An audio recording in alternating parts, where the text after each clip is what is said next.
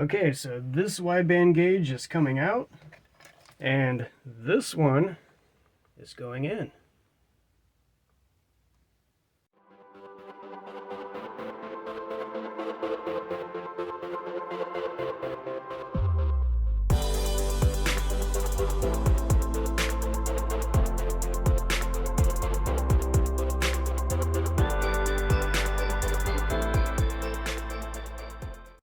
Hey guys, a while back I made a gauge panel that fits where the radio used to go.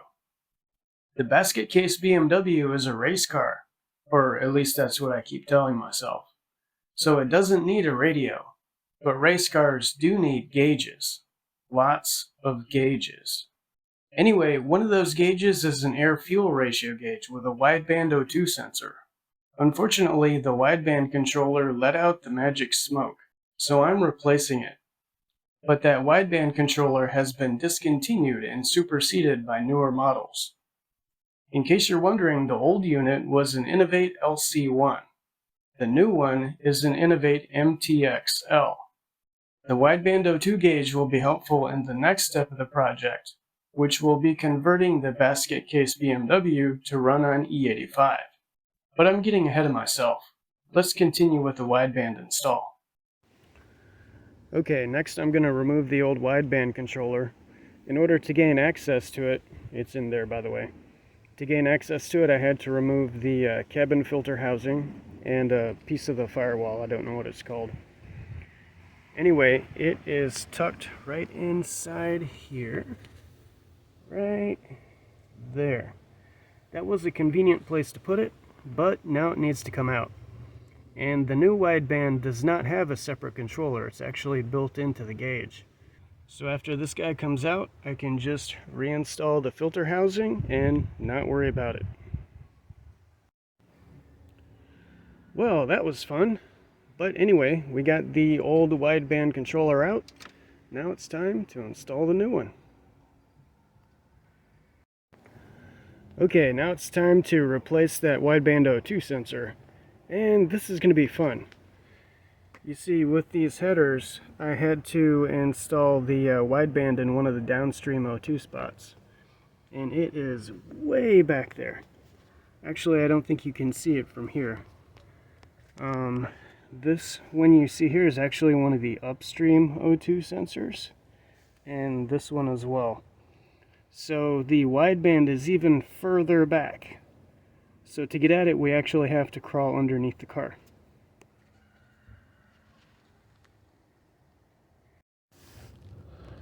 Okay folks, we're underneath the car and you can just barely see the wideband O2 sensor in there between those two exhaust pipes.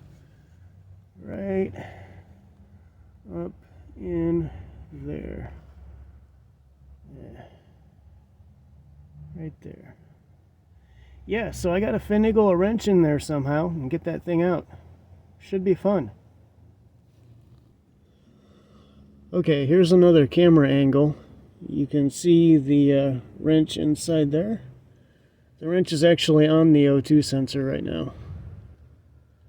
But yeah, I just have to turn the wrench a tiny bit at a time and be patient, and it'll eventually come out.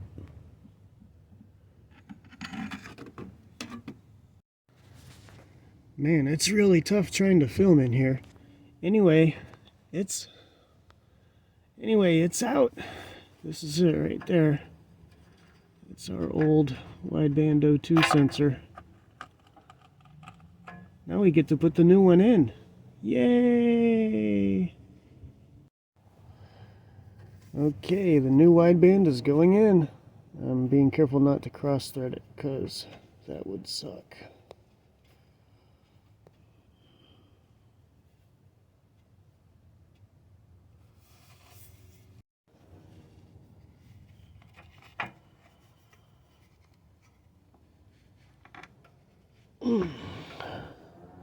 Alrighty, she's nice and tight.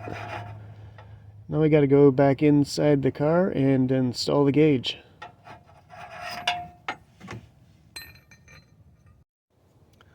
Oh, by the way, you want to make sure your wideband cable is not touching the exhaust. I know on camera it probably looks like it's touching, but in real life there's about 3 inches of space between that exhaust pipe and the cable, because cameras don't have depth perception. Anyway, also I'm running the cable through this hole in the firewall where the AC pipes used to go through.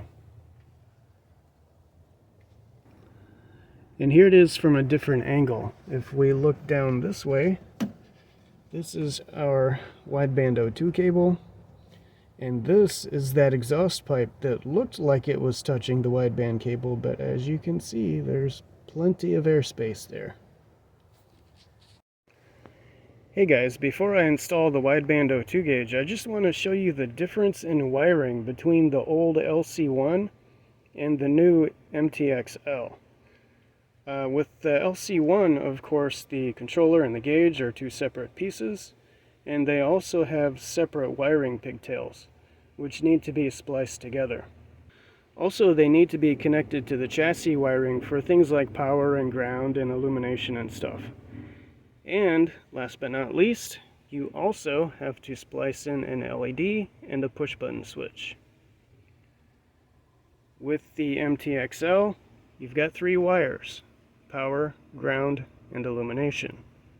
Oh, and also there's a signal wire if you want to connect this to your ECU. But that's it. These other connections are pre-made. You don't have to splice anything. Big difference. Alright, we got the wide gauge installed in... The wide gauge? Really? Alright, we got the wideband gauge installed in our high-speed, low-drag gauge panel. Unfortunately, we have a couple of holes in the panel that are not used anymore. These were for the push-button switch and the LED for the LC1, but those are not used anymore. Also, the first step in calibrating the new wideband is to leave the wideband O2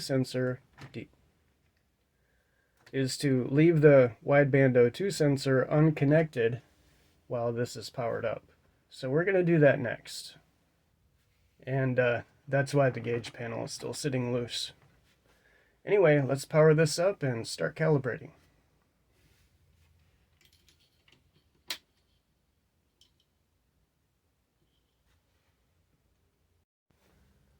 By the way, I have a cold, so my apologies if I sniffle. Anyway, next step is to hook up the wideband O2 sensor and power this back up, and it should calibrate.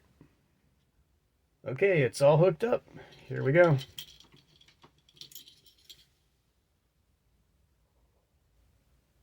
That's the heater. It's warming up the O2 sensor.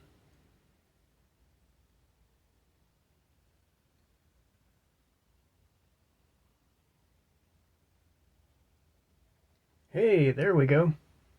By the way, I don't know if this is coming through in the video, but on my screen it looks like the numbers are flickering. It's not actually flickering in real life, that's just because of the camera frame rate. Anyway, looks like it's working. That's cool. We're going to move on to the next thing. Okay, there's one more thing I want to address before we end the video. And that's the airplane that just decided to fly overhead. And that is an issue with the transmission. The last time I went to the drag strip, I tried foot braking it. For those who don't know, foot braking is when you hold down the brake pedal and you rev up the engine to spin up the torque converter so the car takes off faster. Anyway, when I tried foot braking it, the transmission slipped badly. Chances are the transmission is just old and worn out, but I found this stuff on Amazon and it was pretty cheap, so I figured I would try it out. Is it actually going to work? I don't know. But once again, it was pretty cheap. Also, since this transmission does not have a dipstick, I have to put the car up on jack stands, crawl underneath it, and inject this stuff into the fill hole in the transmission while the engine is running. And that's what this is for. I'll take this stuff and I'll pour it into here, and then I'll use this to squirt it into the side of the transmission. Should be fun.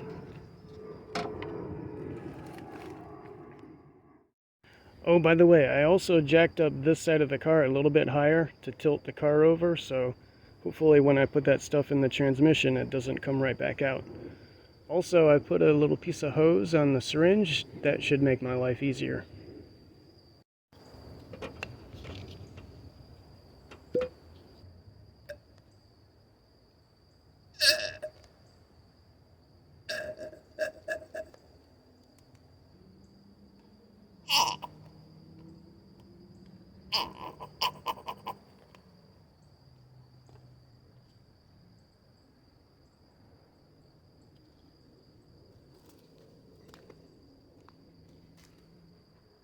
Okay, that was probably not the best way to do that, but we got the job done.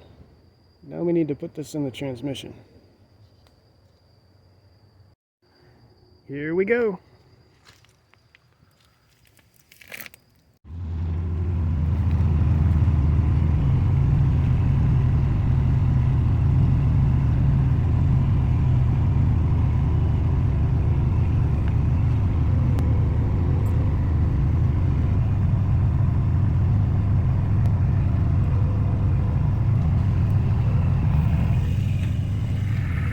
Well, good news. We didn't spill any transmission fluid. We got almost all of our magic potion, so to speak, in there. So, yeah, now we just need to find out if this stuff actually works. Oh, and since the engine's running, let's take a look at the air-fuel ratio, because we can do that now.